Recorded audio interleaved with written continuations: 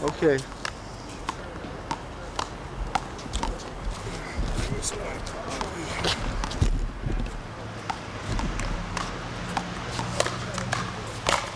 Okay, Ruby. Okay, Matthew's coming back into the picture. What he's going to do now is serve the ball. He's going to use his best instinct as to what will make me either miss his serve or to get a weak return so that he can score the point. Now he's an aficionado of this sport, so I guarantee you he's done a lot of thinking about what strategy he's going to employ. Paul, I told you before, it's physical fitness, it's knowing how to play the game, it's constantly practicing so that you can control the ball correctly to make the shot that you want on your terms rather than his terms. So Matthew's going to begin by serving the ball. Let's see what happens. Sorry. We're going to take that part out. Why don't you move a little bit this way? You know what I mean?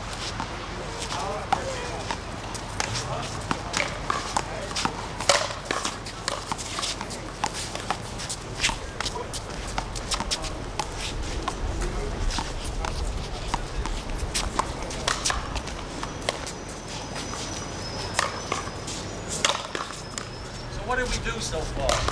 He made a fundamental mistake. Here, I want him on this side. I can't blame him for that because while I was warming up, he was fiddling with the camera, so he didn't warm up again. And I knew that. That's why I wanted him to start right away. Remember, to start this game, you have to warm up. His first error was to hit the ball to my right hand. If he knows that I know how to play this game, the fundamental thing a server thinks about is first hitting to the opponent's weak hand, namely my left hand. So as you correctly saw, he hit it to my right hand. It wouldn't have been so bad if he had more power on it to keep me off balance. But not only did he serve it to my right hand, it was with not enough power to keep me off balance, so therefore I was able to strike the ball and put it to the corner and ultimately win the volley. So, lesson one. Don't make that fundamental mistake of hitting it to your opponent's strong hand. Unless you want to be clever and you're at such a level that if your opponent thinks that you're going to hit it to his weak hand, maybe that's the appropriate time to hit it to his strong. You get that? Don't get confused, just watch. Here's Matthew. Before he goes to his next serve, let's see if he can decipher anything I said. Well, I think you're right. I made a mistake, but on the other hand, I think I'd rather hit the ball too deeply, and I can't suffer too much by keeping my Matthew just raised another interesting question about serving. This is called the no-man's zone, okay? It's about 3 feet past the short line and 3 feet inside the long line. It's called the no-man's zone because any place you serve a ball in this area, your opponent will have enough time to get into position to whack it and get the serve away from you. So keep this in mind. He raised an interesting point. If you're going to serve, try and keep it just over the short line where your opponent has to run in and maybe just push and he'll be vulnerable to another shot by the server to put you out. Or if you're going to hit it near the long, push it at the long line to force him back. But any place in here, especially to the man's strong hand, is really a waste of time. So keep that fundamental in mind. I'm sure Matthew's going to keep that in mind. Let's see what his next serve is.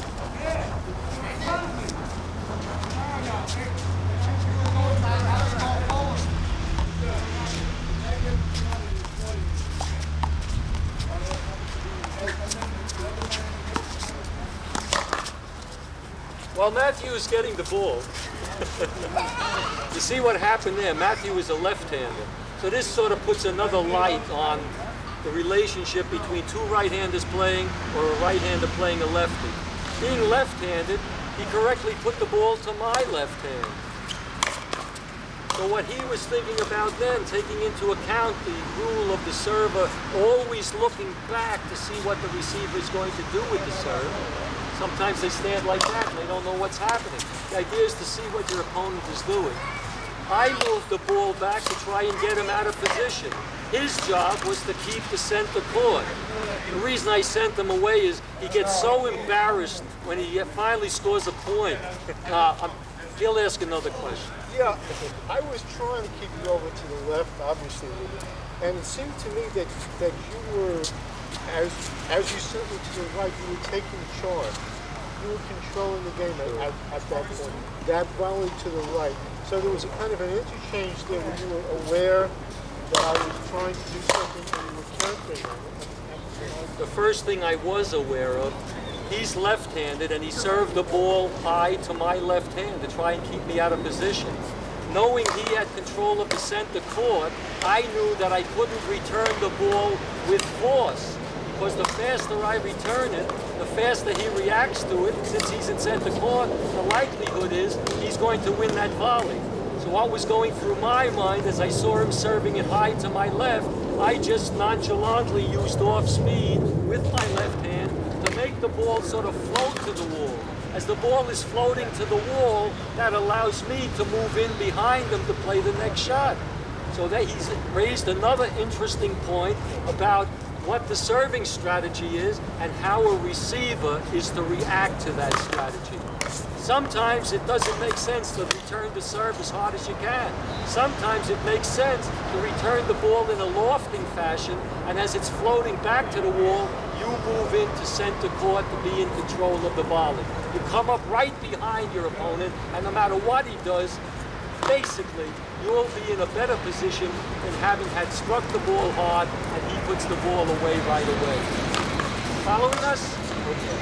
I always feel on the serve that if you get the point to think, instinctually react and find a rhythm that gives you an advantage. Okay. Rephrase that again?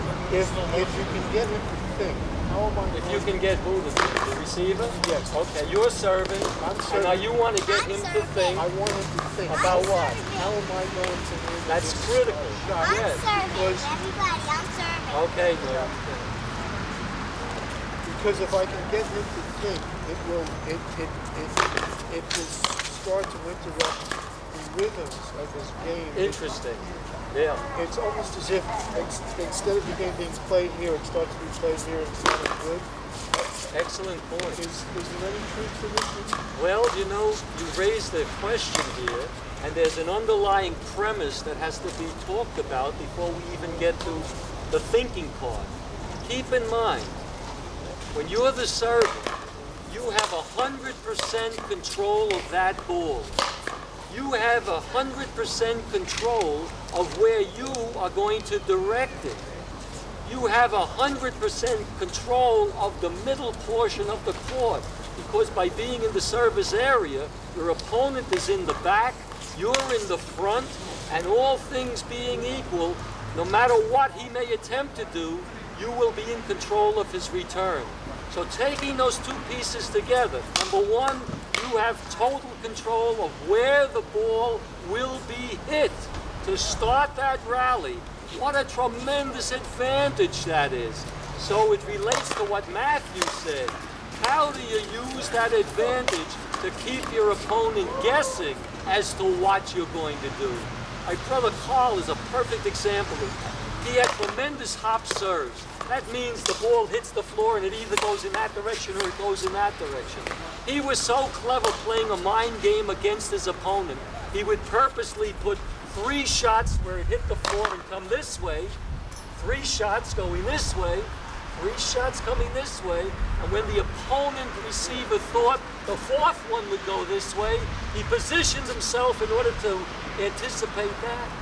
My brother Carl would make the ball go that way, the opponent moved this way, and the ball flew over there.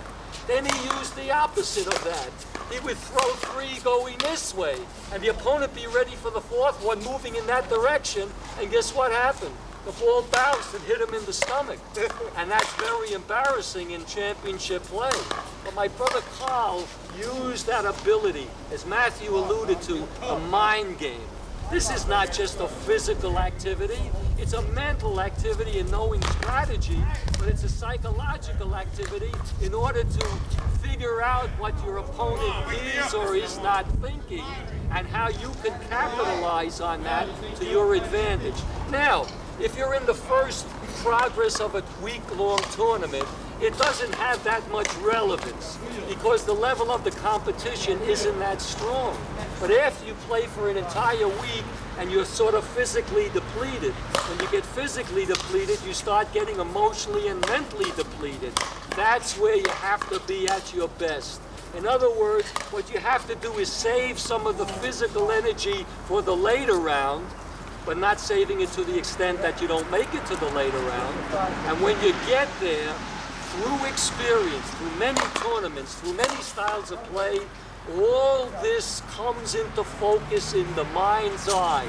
And you look at a physical being, your opponent, but there's an aura about you that allows you to be a spellbinder.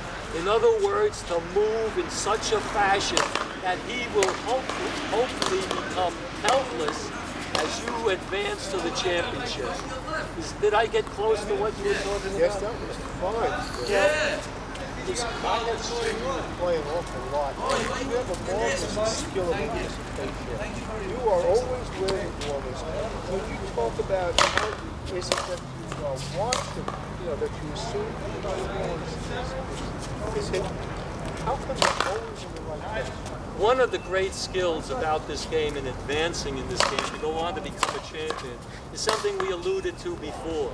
If you've seen your opponent before in other contests, you have to take that information into your mind and hopefully use it to your advantage.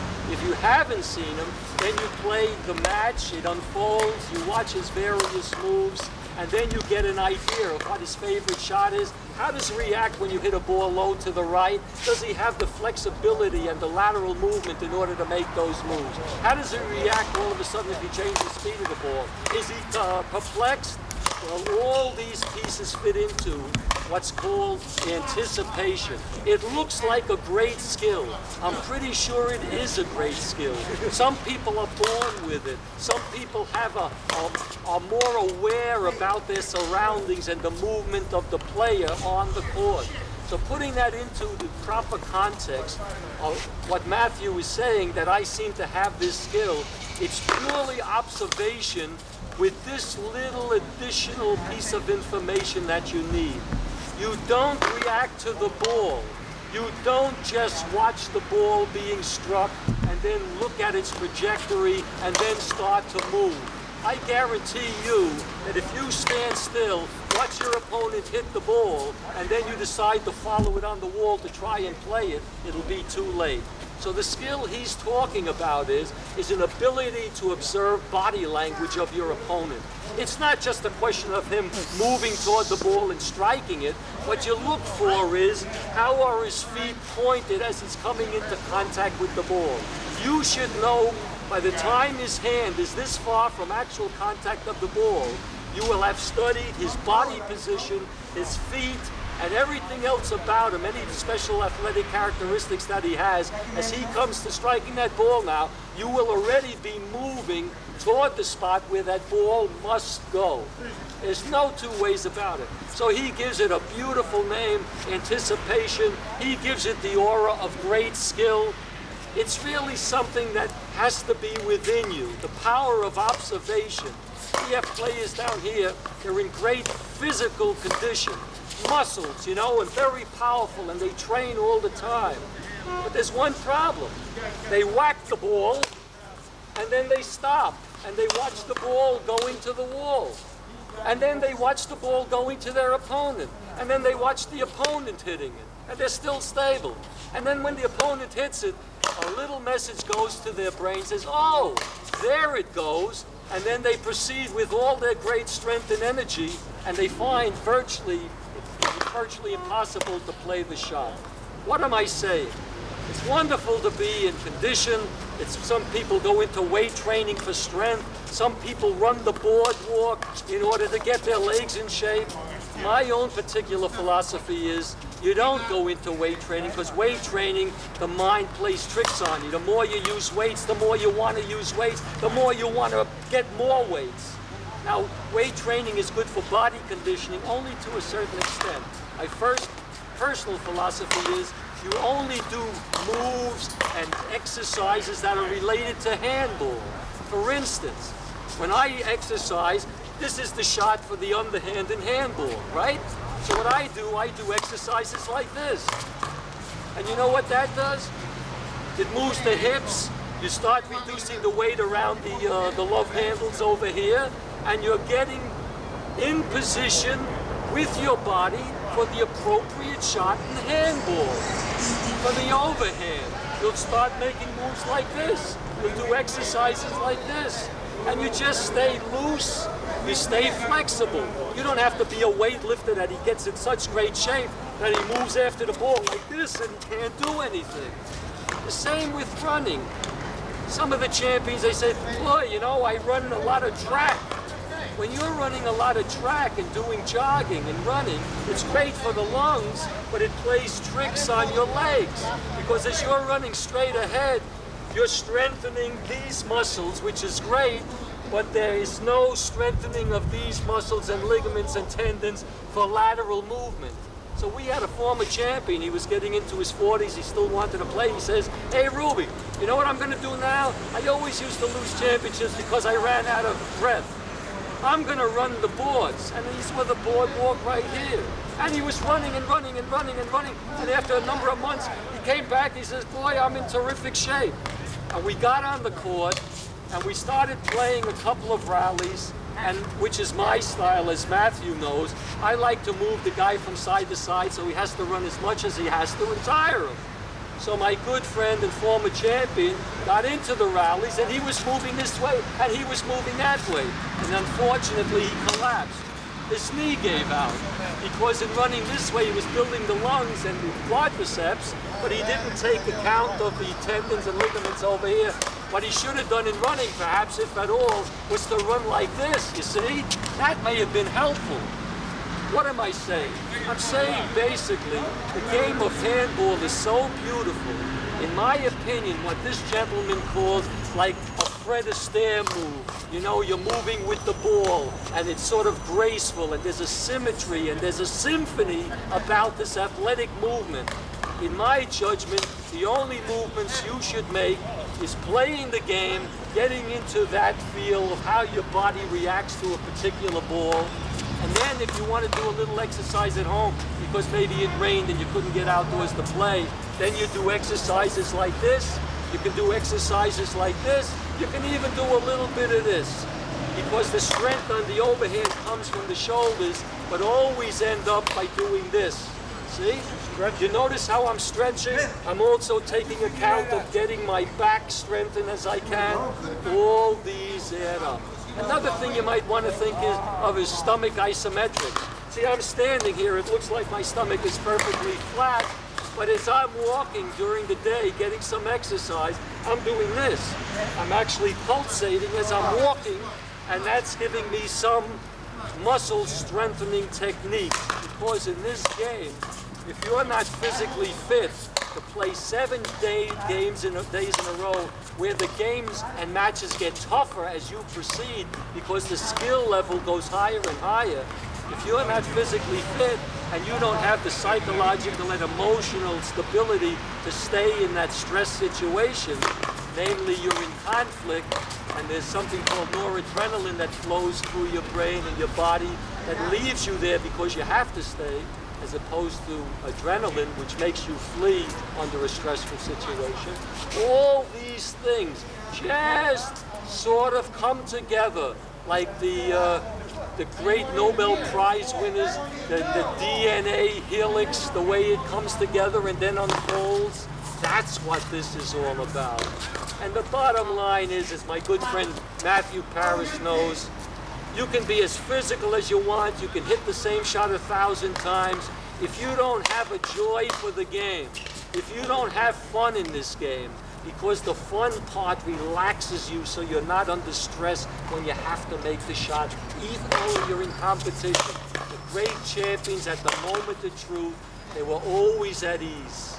It's like karate and the martial arts. The guy isn't stressful as he's going forward. He's at ease until the moment of impact. I do the same thing with the punch shot in handball. Most guys go like that when they want to punch the ball, and they put stress here and it takes energy. That was the wrong move. It takes energy over here. What I tell them about is you leave your hand relaxed until the moment of contact. The glove acts as a cushion. So your hand is relaxed, and as you're coming forward to hit the ball, it's at the moment of truth. Ah! Like that. You don't have to say that, but that's what happens. And you get the added impact of your entire being, focused to the point of contact. That, you know how they break those boards? You notice how they break those cinder blocks? Number one is they aim through it. They don't stop at the surface of the cinder block. The mind tells them that they have to aim through it, and therefore the force goes right through. The same thing in handball. You don't stop here and hit this ball right here. You have to be knowledgeable enough and experienced enough through many, many times of practice and getting into competition of swinging through the ball. Not hitting Matthew, but swinging through the ball. That's where the leverage of the body is. Its weight starts from the back and it comes right forward to the point of impact, where your entire body is moved into the ball. If you were to stop your motion right here, much will happen with the ball. It's when you follow it through with your body that makes the critical difference between the hackers and the champions. Matthew's next question. That's a great answer. You know, so that's why you can concentrate on the smoothness and the beauty of the game, because how relaxed you are until, and I presume you feel great as you're doing it. No question about it. What happened to the ball? I just want to take one additional second here. Could the other ball? And we alluded to this the last time. Thank you, Matthew. That's some throw. Now remember, this is a game of grace, beauty.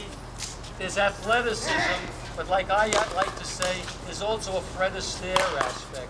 In other words, your movement toward the ball, like Nureyev going through the air. It's all grace, there's dignity, there's composure, and yet the end result is a beautiful athletic byproduct, namely striking the ball in such a way that you feel good when you know everything is just right. It doesn't happen all the time. Sometimes you're a little off, but when you get that one feeling.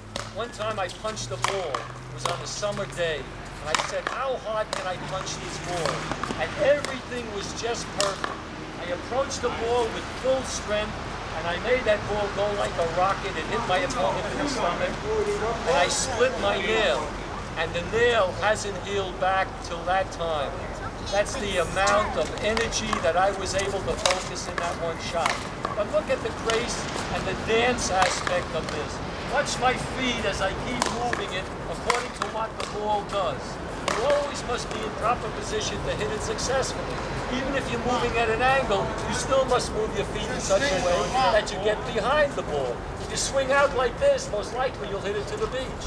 So keep in mind, as the ball is moving to the wall, I'm making minor adjustments in the position of my feet, so I'll be in the best possible position to strike the ball. I'll only show you the overhand. I'm tossing the ball up like this. Now, as you know, that wall isn't perfect, this floor isn't perfect, and I'm not perfect, though it may seem like that. The ball is always making little modifications. To the novice in this game, he only sees a flat object coming to him. The professional and advanced player actually sees the ball spinning and making little moves in the air. You get that by constant practice. You actually see the ball spinning.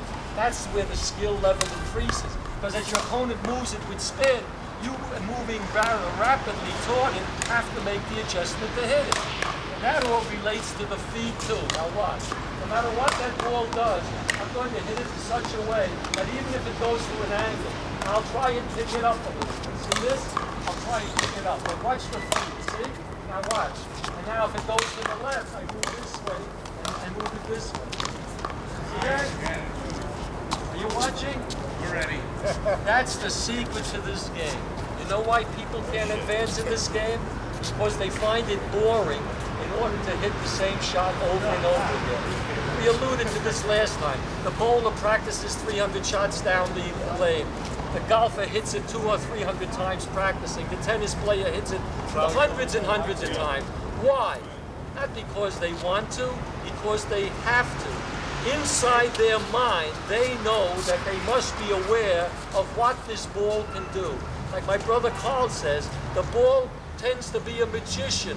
It tends to play tricks on you. You have to be skilled enough, like young people are. They always know when a magician is doing a trick. You can't fool a kid because they look at the obvious.